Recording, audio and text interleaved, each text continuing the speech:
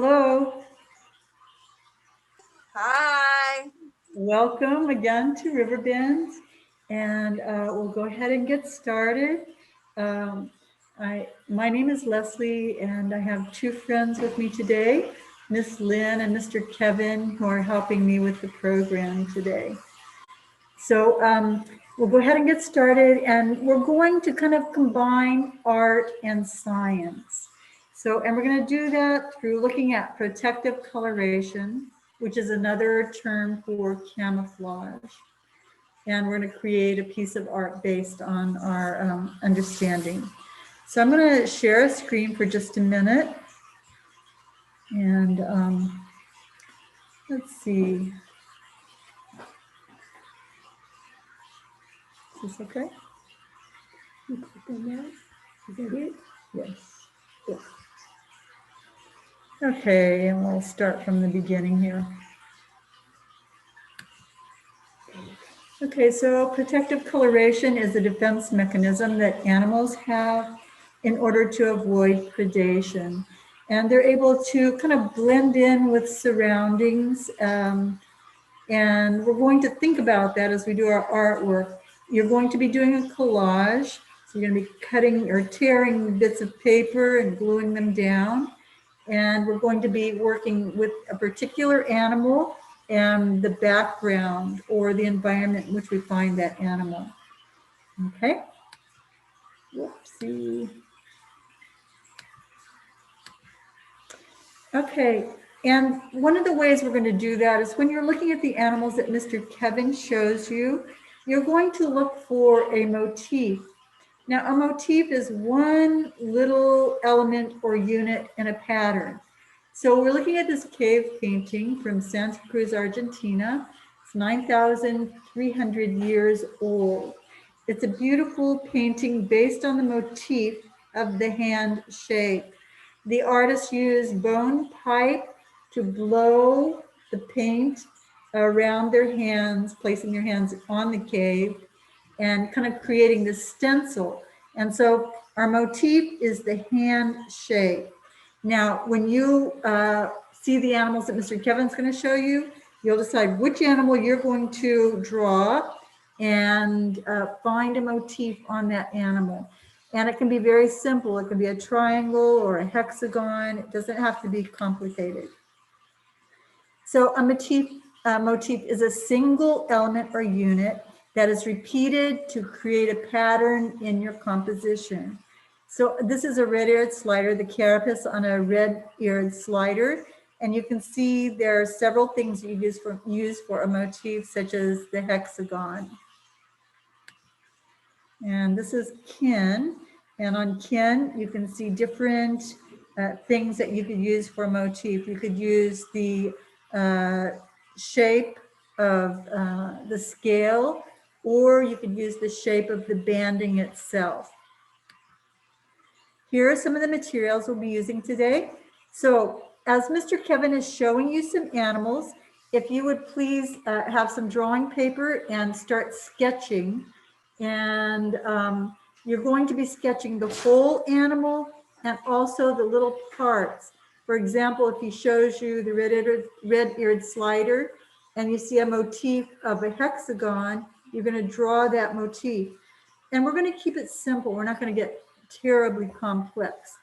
And we're doing collage where you're going to tear the pieces of construction paper, little pieces in the shape of your motif, and repeat that pattern on your drawing. Okay, and I'll show you an example. We'll go into this a little more later, but this was a motif I chose. It's a simple concentric kind of teardrop shape. So I tore my paper to match that, and then did that a whole bunch of times and glued them down to represent my animal and its surroundings. And we'll look more at that in just a little bit. Okay, so Mr. Kevin is going to come in now and talk to you about some animals. Mr. Kevin is our resident animal expert, and he's going to talk to you about a couple of animals that we have here at Riverbend. So make sure you have your paper and your pencils ready to do some sketching for your final piece of art. He's on his way in now.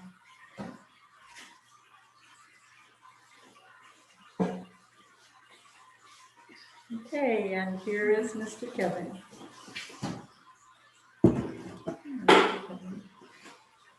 Whew.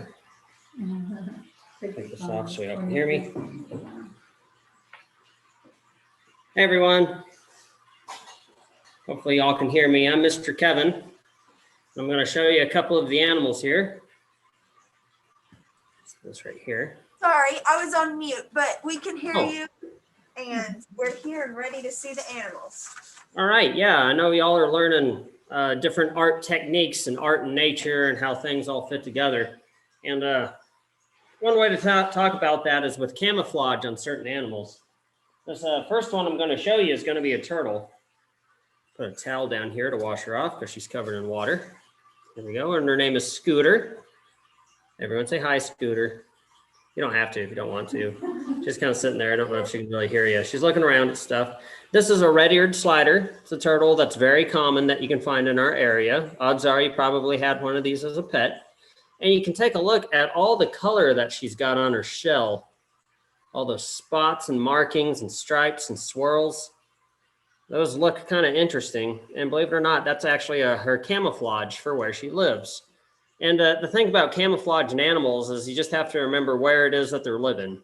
If you have an animal that's living in a room, or let's say that you have a forest and everything in that forest is blue, if you're going to hide in a blue forest, you want to be blue too, if that makes sense.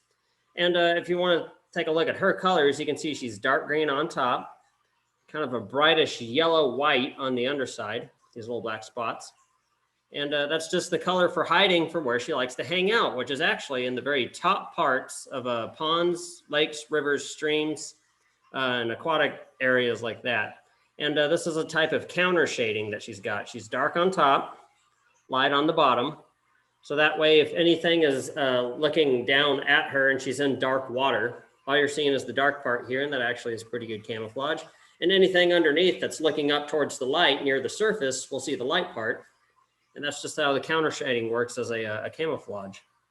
And you can take a look at like all of her scales. She's got these big old scales on her back called scutes. A little difficult to see how they all fit together there, but if you look real closely, you can kind of see the lines form. Like there's that one right there, and then it goes down and it goes down there. If you've ever been a big fan of the Ninja Turtles and taken a look at their shells on their back, it's kind of what hers looks like. It's got those kind of hexagonal patterns. And if you flip her over, you can see her plastron here and how those scutes fit together. You can see there's this big line that goes down the middle. And then you can see with the scales there, they have a big old black spot on them. It's pretty cool. And she's got these little scutes right here that kind of has a heart shape to it.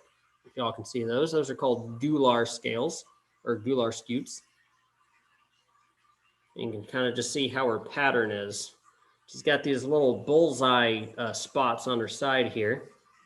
And you can see on her face and on her arms and legs, it looks like someone took a paintbrush and just started painting on her. And you can see why she's called a red-eared slider. She's got this red mark kind of right behind her eye.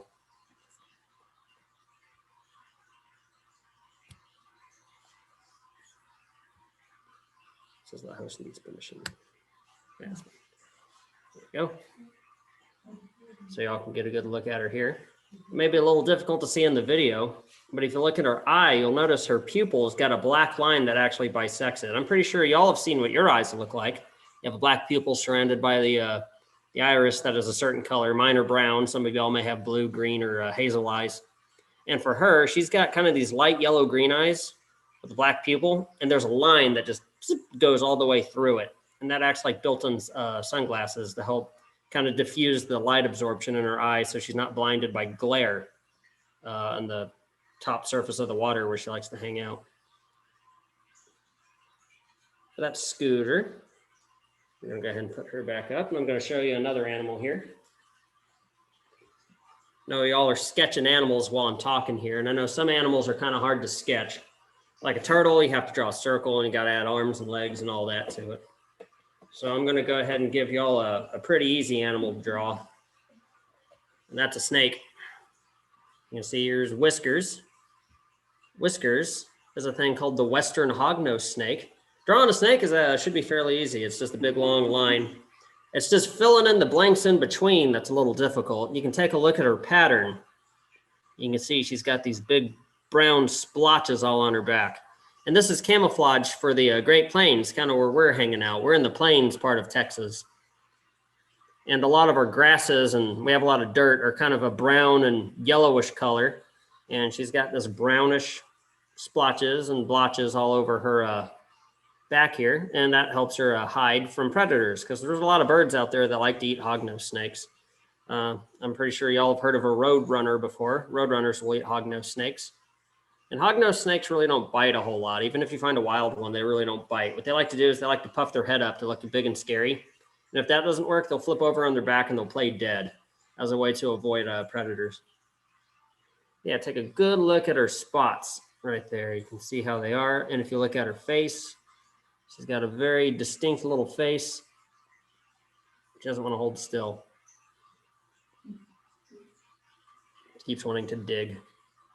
You can see she's got a goofy little nose. She's moving around.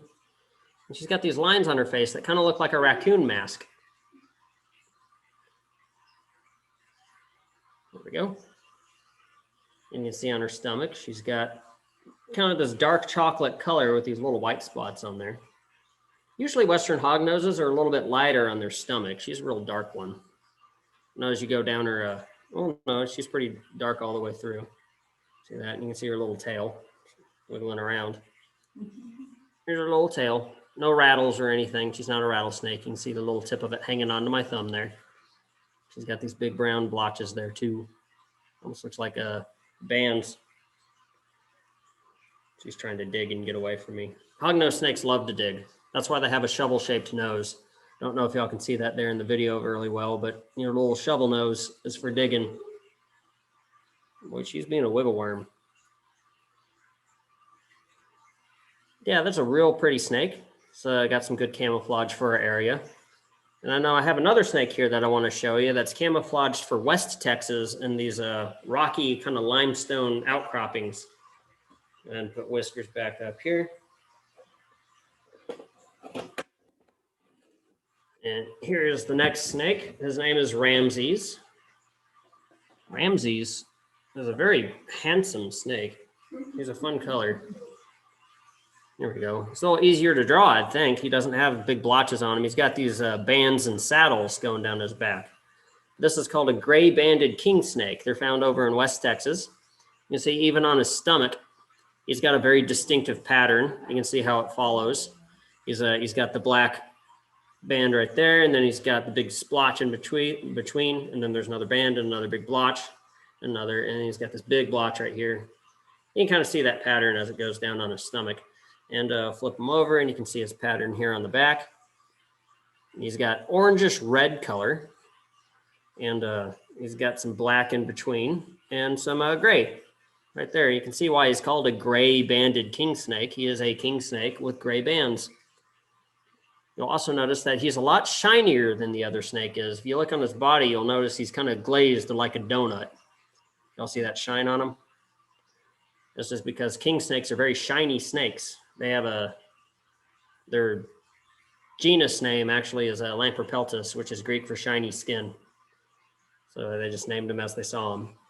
I don't know if he'll let me get his face here so you can kind of get a look at his face and see how shiny his eyes are. Just kind of looking around. He's got a little black tongue. It actually has a bit of a purplish hue to it. Don't know if you'll be able to see that on the camera though. Kind of a pink purple tongue that's real dark. You can see, once again, his patterns going down his back. Oh, look, he's got a little heart right there. You'll see that little heart? Ain't that adorable? You can kind of see his muscle as he goes through. These are very muscular animals. If you want to know what these gray-banded king snakes really like to eat, they like to eat lizards. They like to sneak up on them at night and eat them while the lizard's asleep. Gray bandeds are actually pretty friendly snakes, kind of like that hognose snake. But if you ever pick up one of these, instead of biting, they'll just poop all over you as a defense. It's a pretty good defense. Most animals don't want to mess with an animal that just pooped all over them. It's stinky and it smells bad.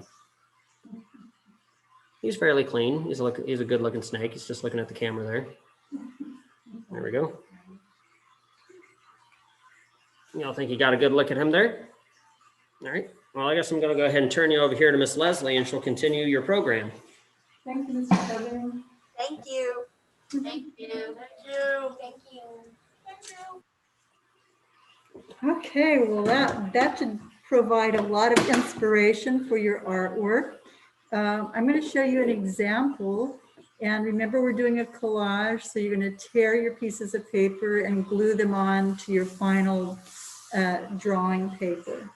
So the motif I chose for a particular piece looks like this. It's just like a kind of an oval shape, concentric. You can keep it very simple. So you're going to do your drawing of whichever animal you chose, and then choose the motif you want to work with. You're going to tear out this motif into small pieces and then glue them onto your composition. Remember, we're not only working with the animal itself, but we're also working with the background. And so this is kind of, you're going to start with your drawing, and it's a gestural drawing. You're not going into a lot of detail, and then start tearing paper into your motif. And remember, when you do your work, this is a fish, or going to be a fish. And once again, Mr. Kevin talked to you about counter shading. So it's dark on top and light on the bottom. So predators looking down, this dark part blends in with the bottom of the waterway. Predators looking up are looking at the light penetrating the water, and so it's light on the underside. Remember that in your piece, you're not only doing the animal itself, but you're doing its surroundings. Using that same motif repeated, we're creating a pattern by repeating our motif. And that's going to how we're going to build our composition. Okay, does anybody have any questions before you get started? Okay, start tearing, guys. Have fun.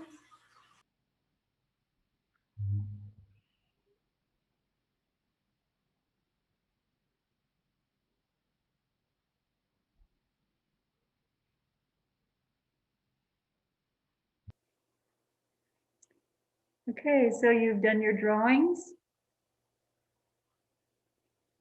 You've finished your drawing. Go ahead and start tearing your papers to make your little motif that you're going to glue on. It's kind of like a mosaic.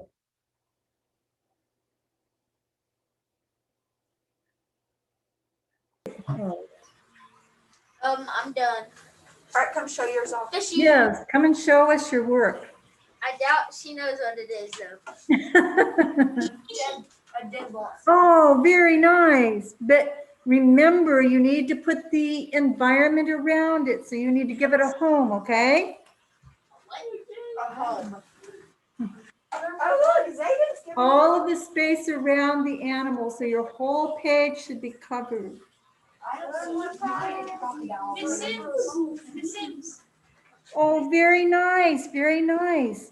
So is there some vegetation there, some grass, and wherever you would find your turtle?